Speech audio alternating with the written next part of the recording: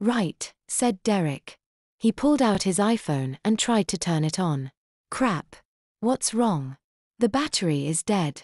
He ran out of the shed carrying his phone and shortly returned with a cord. Why didn't you charge it earlier? Asked Bridget. There is no electricity in the farmhouse, remember? He turned on the light and plugged the phone into a power strip on the table, then plugged in the power strip. A humming sound came from a piece of equipment on the table, but he ignored it and started his iPhone instead. Soon the sound of Mink filled the shed. He then turned out the light. Waiting took forever. Bridget checked the time on her cell phone 10 or 15 times. It was already 3:37 a.m. and she was so tired. She just wanted to go to bed. The stupid Mink noises kept her awake, but she didn't really care about that. She just wanted the terrorist to come on ahead so she could kill him and get some sleep. She caught herself nodding off, but then she heard a loud noise and almost wet her pants. She didn't, but she had to pee urgently now. The door to the shed opened and a dark silhouette of a man at the doorway. She pulled her revolver and waited. Derek had told her they would wait until he got halfway into the shed before he would turn on the lights as a signal. The man came closer. Her crotch felt numb and really warm. She was wetting the diaper. She couldn't move until she emptied her bladder. Fortunately, she was done before the man reached the halfway point. Derek turned on the light and there was Owl standing 15 feet away. She leveled the gun on him. Don't move a muscle, she said. Just shoot him, said Derek. I want him to know who I am, said Bridget. You're my niece's roommate, he said. What are you doing here? Is this some kind of setup? He started forward.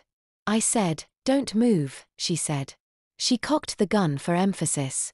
I know who you are. You are a murderer. You killed 240 children when you hijacked a tanker truck and drove it into a school. That killer was a woman, said Owl. They executed her.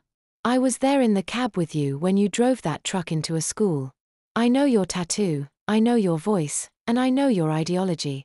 I still don't know why you crashed my truck into a school, but I don't care why. I know you are evil and I will kill you. You couldn't have been more than 6 at the time, he said. I know there were no children in the cab of that truck.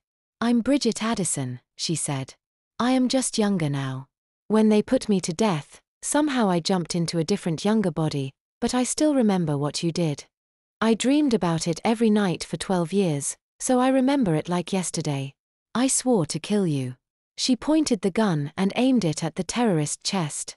She was going to shoot him, but she froze. Shoot him already, Angela, said Derek. It was too late really. She saw him coming and couldn't bring herself to pull the trigger. She wanted to kill the man who killed 240 children so easily. She only had a few seconds anyway before he charged at her. Owl rushed forward and grabbed her wrist. He twisted the gun out of her hand and spun her around so he could stand behind her. She tried to cough, tried to breathe even, but he held his strong arm across her throat and squeezed. She felt her bowels give way and hoped that she could at least get changed before the terrorist killed her. She really didn't want to be found with dirty diapers. Derek picked up a piece of wood from the floor and advanced. Let her go. Don't move, or your girlfriend's brains will be spread across this shed. Derek dropped the stick and backed off. Just don't hurt her.